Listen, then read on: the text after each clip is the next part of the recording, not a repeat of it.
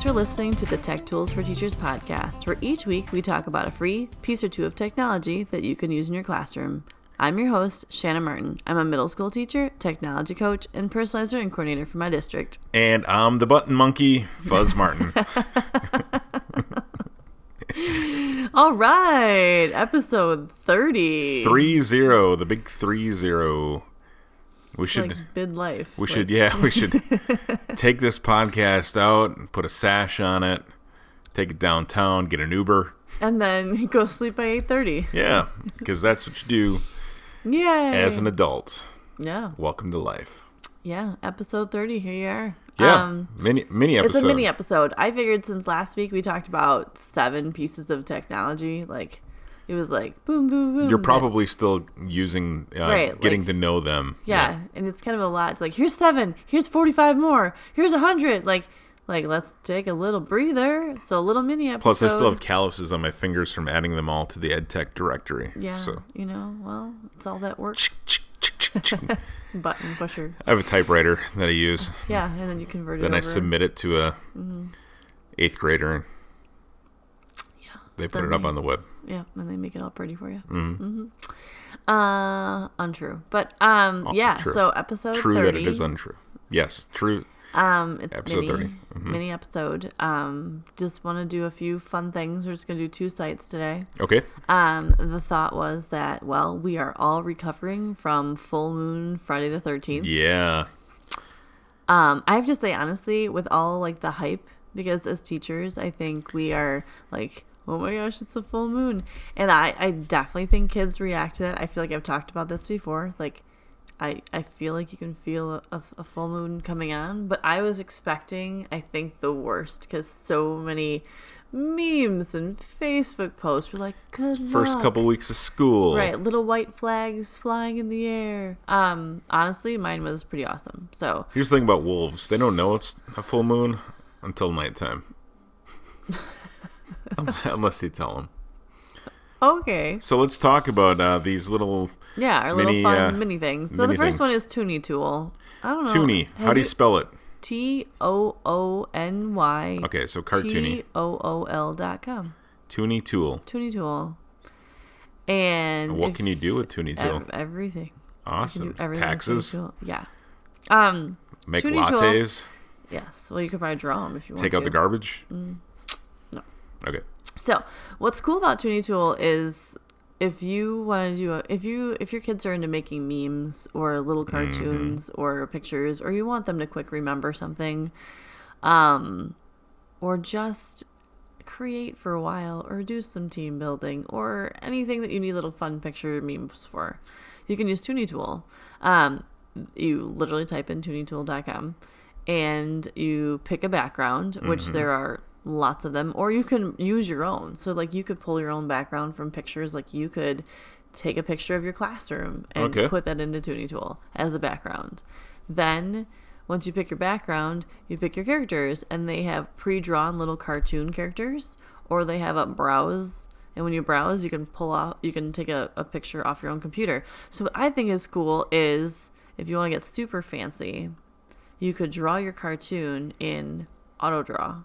Okay. Which we've talked about before. Yeah, we have.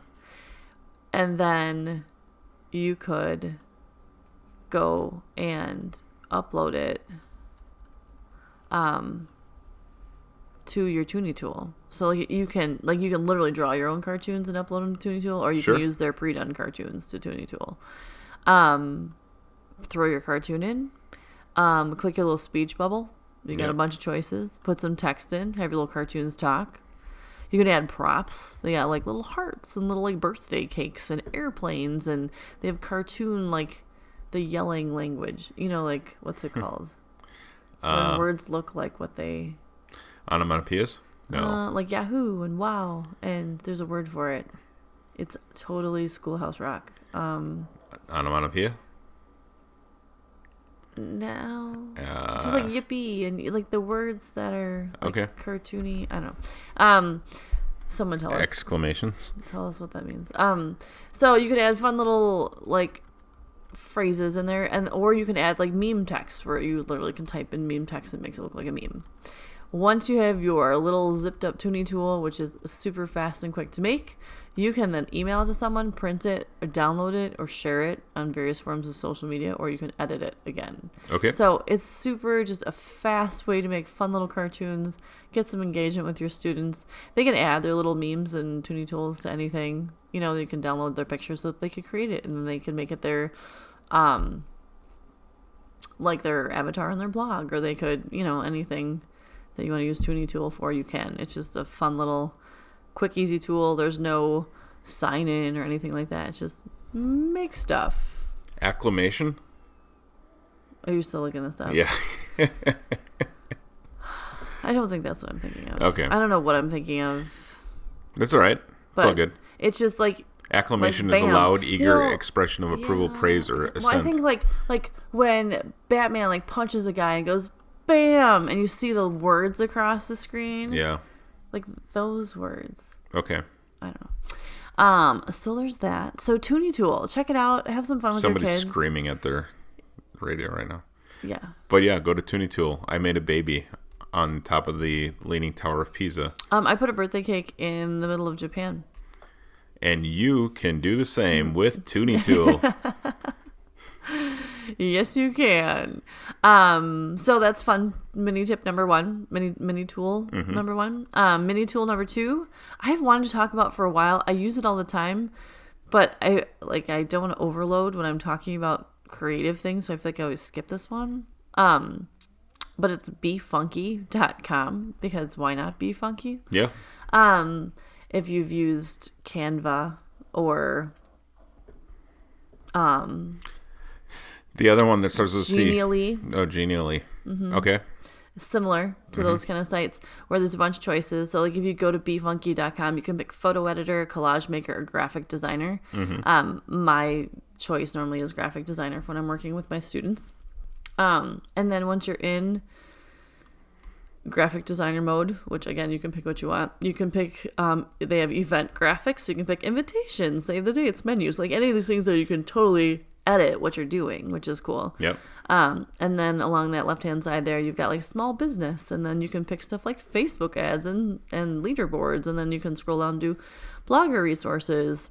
What I think is cool about the blogger stuff is my students all keep blogs, and so this is kind of in the works for them in the coming weeks, is that they're going to make their blog backgrounds on their own instead of having just like clip art that they were stealing other people's like background pictures and stuff. So they're going to make their own blog images, but you can do like social media headings, and then you can do greeting cards, which is fun.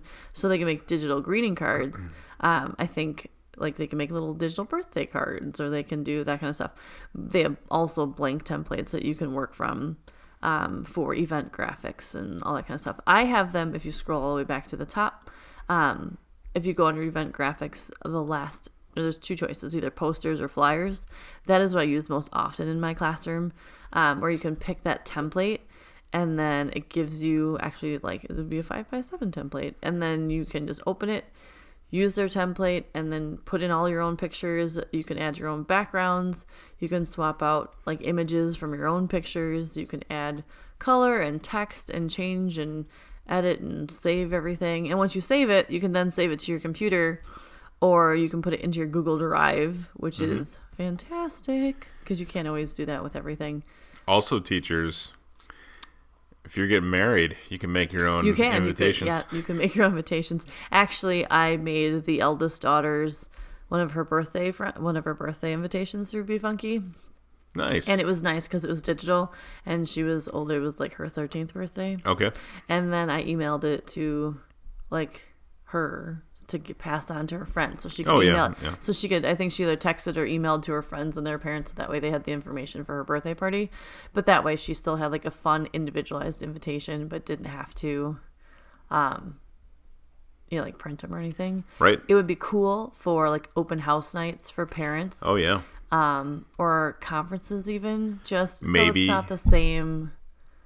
Maybe you're doing a school play. Form letter. Yep. You want to make a poster. Yep. Or you have parent meetings that you want to do and you want to send invitations. So it's kind of cool because you have the digital version.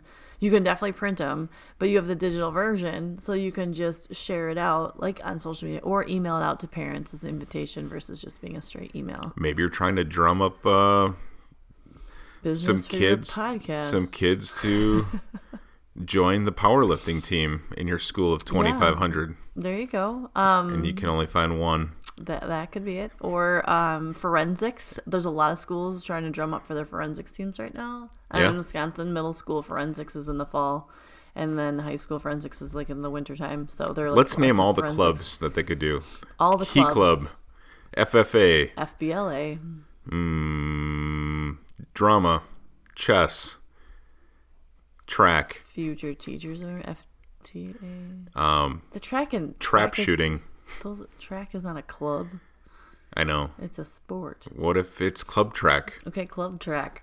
Club swimming. AV club. Swimming club. Yeah, Coding swimming club. Mm-hmm. Robotics club. Okay, we're getting annoying now. So the Tech Tools for Teachers podcasting club. Fan club. Oh, fan club, yeah. Yes! Yeah. We'll send you stickers. You send us emails. Mm-hmm. That'd be amazing. But yeah, so anyway, BeFunky, get off on a random tangent there. BeFunky is just a fun site to play around on.